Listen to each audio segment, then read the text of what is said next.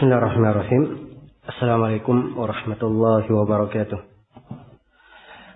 Alhamdulillahi dil fadli wal ni'am wal judi wal karam alladhi 'allama bil qalam 'allama al insana ma lam ya'lam wa atla'ahu 'ala ghawamidil hikam.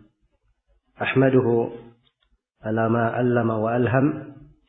وأشهد أن لا إله إلا الله وحده لا شريك له شهادة مبرأة من التهم وأشهد أن محمدا عبده ورسوله المحترم أرسله إلى العرب والعجم وجعل أمته خير الأمم وهدى به إلى الطريق الأقوم صلى الله عليه وعلى آله وشرف وأعظم وأكرم.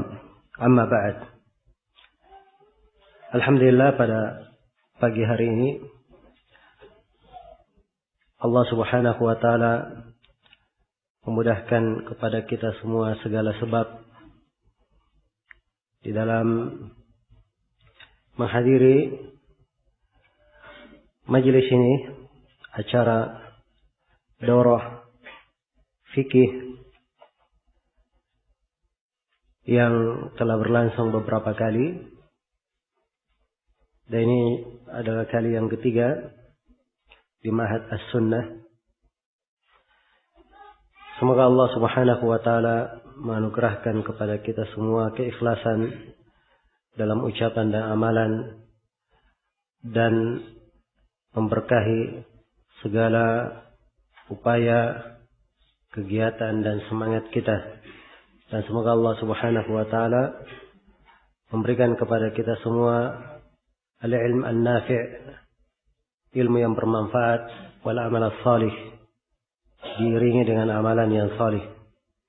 Dan semoga Allah Subhanahu wa taala selalu menambah ilmu untuk kita semua, menjadikan apa yang kita ketahui sebagai hal yang meringankan, membawa kebaikan untuk kita semua, bukan hal yang memberatkan kita pada hari kiamat. Innahu waliyu dzalika wal qadiru alaih. Pada kesempatan kali ini kita akan, sebagaimana yang telah diumumkan dan dimaklumi oleh seluruh hadirin, bahwa pembahasan kita pada daurah kali ini adalah mengkaji kitab Umdatul Fiqh karya Al-Imam Ibnu Qudamah Al-Maqdisi rahimahullahu ta'ala. Iya.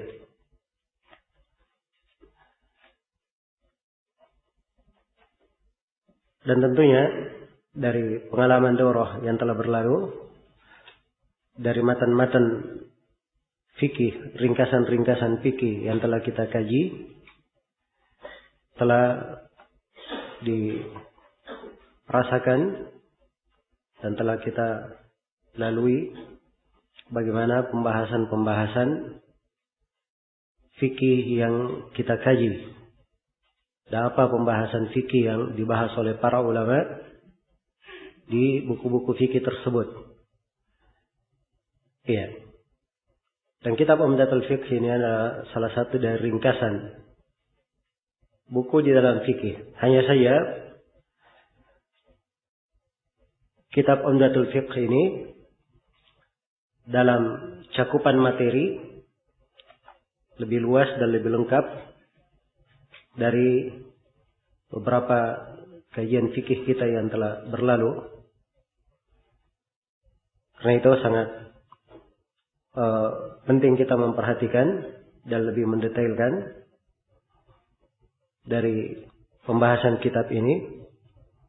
Dan juga waktu di dalam daurah kali ini ditambah 2 hari, yang biasanya hanya 10 hari, menjadi 12 hari. Mudah-mudahan 12 hari ini mencukupi. Dan saya tidak bisa menjamin. Ya. Dan karena kita ada target waktu, tentunya juga akan ada tambahan-tambahan waktu nanti di dalam penyampaian materi. Ya, mungkin di sesi ba'da isya yang biasanya sampai jam 9, Ya, mungkin akan menjadi jam 9 lebih sedikit. Ya. Sedikitnya mungkin 1 jam, mungkin 2 jam. Ya. Baik. Jadi secara global hal yang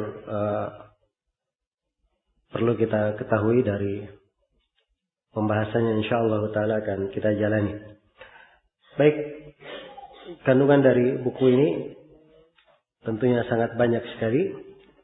Ya, saya langsung saja memberikan beberapa pendahuluan untuk memasuki buku ini. Yang pertama berkaitan dengan penulis buku.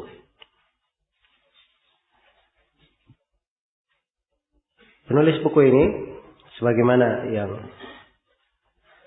dimaklumi, beliau lebih dikenal dengan panggilan Imam Ibnu Qudamah Al-Maqdisi. Nama lengkap beliau Abdullah Ibnu Ahmad Ibni Muhammad Ibni Qudamah.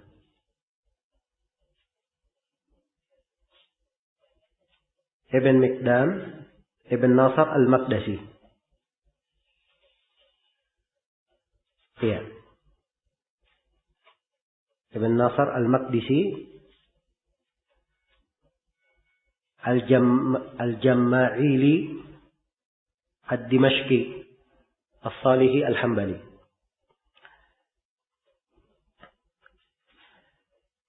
Kunya beliau Abu Muhammad. Gelar talaqab beliau Muwafaquddin.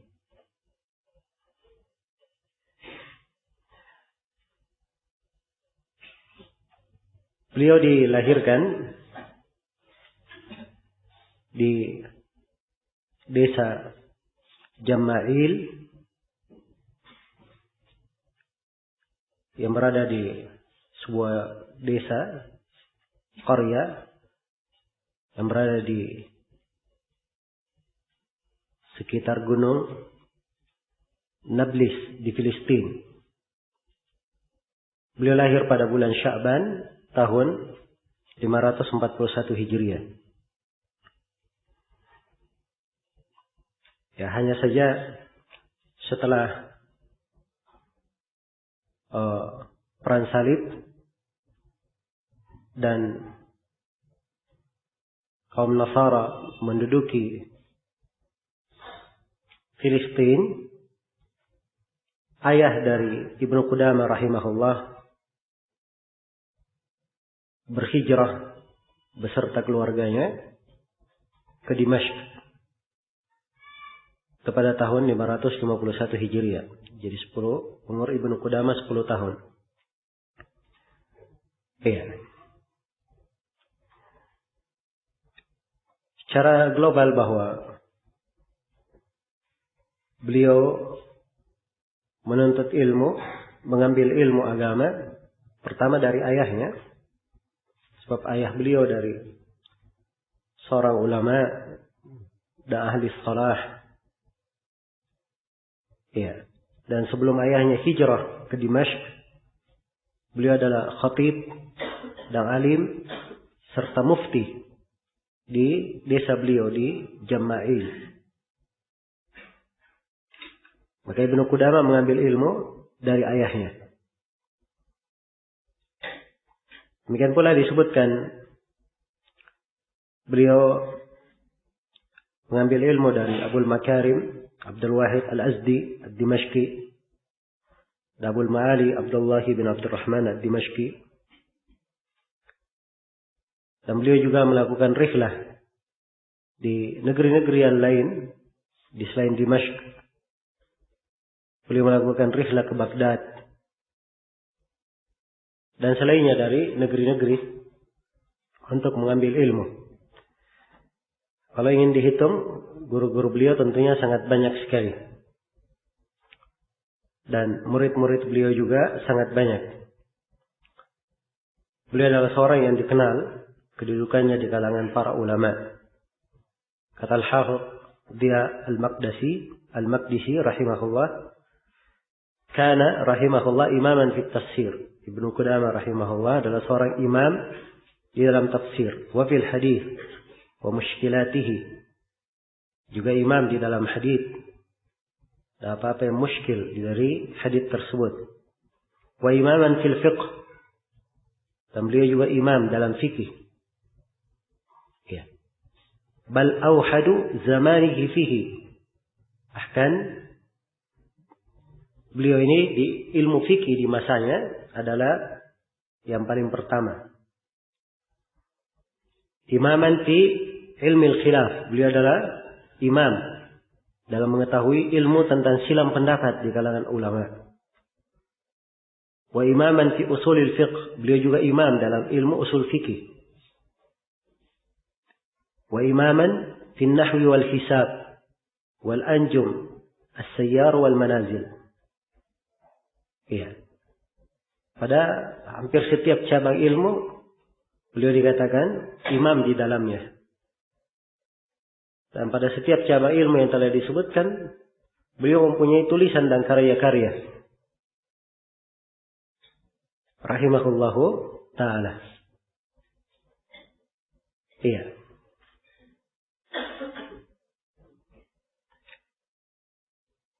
Salah seorang guru dari Ibnu Qudamah, Ibnul Muna, dia kawan beliau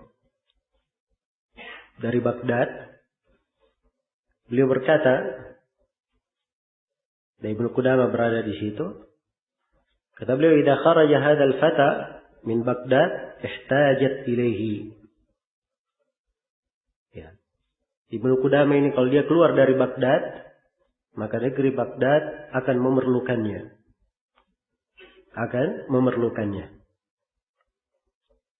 Dan kata Ibnu Qudaymah rahimahullah, "Ma'arifu ahadan fi zamanina adraka darajat al-ijtihad illa al-muwaffaq." Kata beliau, aku tidak mengetahui seorang pun di masa kita ini yang mencapai derajat ahli ijtihad. Maksudnya di sini ahli ijtihad mutlak. Jadi kata beliau, saya tidak mengetahui seorang pun di zaman kita ini orang yang mencapai derajat ahli ijtihad kecuali Ibnu Qudamah al-Muwaffaq. Dan kata Syekhul Islam Ibnu Taimiyah, "Ma dakhala asy-Syam ba'da al-Auza'i afqaha min asy-Syekh al-Muwaffaq." Kata beliau, tidak ada seorang alim pun yang masuk ke negeri Syam setelah Imam Al-Auza'i. Sebab Al-Auza'i memang imamnya negeri Syam. Setelah Al-Auza'i tidak ada yang masuk yang lebih faqih ke negeri Syam daripada Al-Muwaffaq Ibnu Qudamah. Ya, ini pengakuan dari sejumlah a'immah tentang kedudukan Ibnu Qudamah rahimahullahu ta'ala. Karya tulis beliau sangat banyak sekali. Kebanyakannya dalam fikih. Dan beliau juga mempunyai tulisan dalam usulul fikih. Beliau juga mempunyai tulisan dalam bidang akidah. Ya, dan selainnya dari cabang-cabang ilmu. Kitab yang akan kita kaji pada kesempatan ini, Umdatul Fiqh. Ini salah satu dari tulisan beliau di pembahasan fikih. Ibnu Qudamah punya 4 buku masyhur yang beliau tulis di dalam ilmu fikih. Yang menjadi rujukan di kalangan para ulama dari masa ke masa setelah beliau meninggal rahimahullahu ta'ala. Yang pertama adalah kitab ini yang akan kita kaji saat ini. Yaitu kitab Umdatul Fiqh. Kitab Umdatul Fiqh ini beliau tulis untuk para pemula. Ya, dan akan kita baca pendahuluan beliau.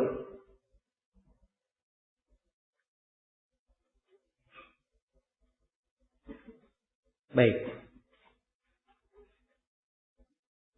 Dan di dalam kitab Umdatul Fiqh ini, Ibnu Qudamah hanya menyebutkan pada setiap permasalahan satu pendapat saja. Karena dimaklumi di dalam mazhab kadang ada beberapa pendapat dalam satu pembahasan di mazhab itu sendiri. Ya. Seperti di mazhab Hambali, kadang di dalam satu masalah ada dua pendapat. Dan dari Imam Ahmad sendiri kadang ada beberapa riwayat. Ada beberapa riwayat. Dan Ibnu Qudamah rahimahullah hanya menyebut satu saja, satu pendapat di dalam buku ini. Karena ini buku untuk para pemula. Ya, karena pemula tidak cocok diberi banyak pendapat. Akan beliau sebutkan nanti alasannya kenapa hanya beliau sebutkan satu pendapat saja. Buku beliau yang kedua adalah kitab Al-Muqni'. Al-Muqni' dicetak dalam 2 jilid sekarang ini. Ini beliau tulis untuk tingkat pertengahan dalam menuntut ilmu. Iya. Beliau sebutkan pada banyak pembahasan 2 pendapat. Atau bahkan lebih. Ya. Hanya saja metode beliau di dalam penyusunan Al-Muqni' masih mirip dengan Umdatul Fiqh ini. Beliau tidak banyak menyebut dalil. Yang beliau sebut 2 pendapat. Agar supaya terbiasa seorang penuntut ilmu itu melihat 2 pendapat, dia pandai memilih yang rajih bagaimana, dan ia cenderung kepada dalilnya. Ini kitab yang kedua, Al-Muqni'. Kitab yang ketiga adalah kitab Al-Kafi. Al-Kafi ini lebih luas lagi daripada Al-Muqni'. Iya. Memang di kebanyakan pembahasan Ibnu Qudamah menyebut satu pendapat. Tapi beliau luas dalam menyebutkan dalil, menyebut ta'lil. Dan di sebagian tempat beliau sebut beberapa riwayat. Iya. Karena itu kitab Al-Kafi sedikit dari para ulama yang mensyarahnya. Berbeda dengan kitab Al-Muqni'. Ini sangat banyak sekali disyarah oleh para ulama. Puluhan buku yang mensyarahnya. Iya. Syarah untuk Al-Muqni' lebih banyak daripada syarah untuk Umdatul Fiqh ini. Sebab Al-Muqni' memang pembahasannya lebih luas, lebih lengkap. Dan Ibnu Qudamah lebih menguraikan. Kalau Al-Kafi ini bentuk dari syarah sudah. Karena itu jarang dari para ulama yang mensyarah Al-Kafi. Karena hal yang sudah lengkap disyarah lagi, ini akan menjadi apa? Rumit. Iya. Akan menjadi rumit. Karena sesuatu yang sudah jelas, kalau dijelaskan lagi, kadang menjadi tidak jelas. Iya. Baik. Jadi ini Al-Kafi. Dan kitab yang keempat, itu kitab Al-Mughni. Kitab Al-Mughni. Al-Mughni ini Ibnu Qudamah mensyarah matan Abul Qasim Al-Khiraqi. Mukhtasar beliau. Mukhtasar Al-Khiraqi. Disyarah oleh Ibnu Qudamah dalam Al-Mughni ini. Namun beliau di dalam syarahnya beliau sebutkan seluruh riwayat di dalam madhab. Dan beliau sebutkan seluruh pendapat ulama di madhab yang lainnya. Beliau terangkan sebab-sebab silan pendapat itu apa. Ya, walaupun tidak iltizam beliau pada setiap masalah beliau terangkan. Tapi itu banyak beliau sebutkan. Kemudian beliau menyebut pendalilan dari sisi tadlil maupun dari sisi ta'lil. Dan beliau sebutkan juga di dalam Al-Mughni tarjihat. Hal-hal yang beliau rajihkan dari pendapat-pendapat itu. Dan ini kitab yang paling lengkapnya sudah. Kitab Al-Mughni. Karena itu dari sebagian masyayikh, ya, sebagian dari guru kita menyebut hal ini berasal dari Syekh Abdul Razzaq Afifi rahimahullah. Beliau berkata bahwa Ibnu Qudamah menulis 4 buku untuk 4 tingkatan. Ya. Yang pertama Umdatul Fiqh. Beliau tulis untuk tingkatan SD, anak-anak SD. Ya. Jadi kita sekarang ini lagi belajar di tingkatan apa? Anak-anak SD. Ya. Buku yang kedua adalah buku Al-Muqni'. Ditulis untuk tingkatan anak-anak SMP. Dan kitab yang ketiga adalah kitab Al-Kafi untuk anak-anak SMA. Ya. Dan buku yang keempat adalah Al-Mughni, ini untuk tingkatan universitas. Iya. Baik. Jadi tampak sekali ya bagaimana Ibnu Qudamah metodologi beliau di dalam menyusun buku, menulis kitab, ya, sesuai dengan tingkatan orang yang akan mempelajari kitab tersebut. Dan ini memberikan faedah ilmiah kepada seorang penuntut ilmu. Bahwa seorang yang ingin belajar itu bertahap belajarnya. Ya, bertahap belajarnya. Nah, ini saya kira adalah hal yang dimaklumi. Suatu perkara yang kita saksikan di kehidupan. Ya, anak ayam itu semenjak menetasnya tidak langsung makan jagung. Ya. Makan beras juga tidak. Tapi dia makan potongan dari apa? Dari beras tersebut. Ya. Dari hal yang kecil. Setelah mulai besar, barulah meningkat. Ya. Dan akhirnya makan jagung nanti. Baik. Maka demikian pula seorang penuntut ilmu. Harusnya dia pandai mendidik dirinya dengan hal yang mencocoki kapasitas dan kondisinya di dalam menuntut ilmu. Jangan dia naik kepada sesuatu yang belum waktunya. Ya, dia berada di situ. Sebab burung kalau dia belum tumbuh sayapnya, belum waktunya untuk terbang. Belum waktunya untuk terbang. Dan demikian pula di dalam menuntut ilmu. Baik. Dan ini dari tariqah dari para ulama kita di dalam mendidik dan di dalam mengajar. Bukan artinya bahwa mereka tidak bisa meluas di dalam menjelaskan, menguraikan. Tapi mereka menerangkan sesuai dengan keadaan siapa yang belajar kepadanya. Iya. Siapa yang belajar kepadanya. Dan memberikan sesuai dengan tingkatannya. Tingkatan pemula, pertengahan, sedang, dan seterusnya. Dan ini kita saksikan ya, pada guru-guru kita yang mengajarkan ilmu fikih. Nah, saya melihat guru kita di ahli fikih masa ini, ya bahkan sejumlah ulama mengatakan bahwa beliau adalah syekhnya madhab Al-Hanabilah di masa ini, yaitu Syekh Abdullah bin Abdul Aziz bin Aqil rahimahullahu ta'ala. Kalau kita menghadiri majelis beliau, yang datang belajar kepada beliau, ya, beraneka ragam. Ada anak muda, ada orang yang tua, ada yang sudah berjenggot, ada yang sudah qadhi di mahkamah, ada yang sudah syekh besar. Ya. Dan memang umur beliau itu meninggal sudah lebih 100 tahun, rahimahullah. Nah, tergantung buku yang dibacakan kepada beliau dan siapa yang membacanya. Karena itu kalau kita lihat sebagian yang baca di Umdatul Fiqh, beliau banyak mendengar. Ya. Kemudian menerangkan dalil yang rajih saja.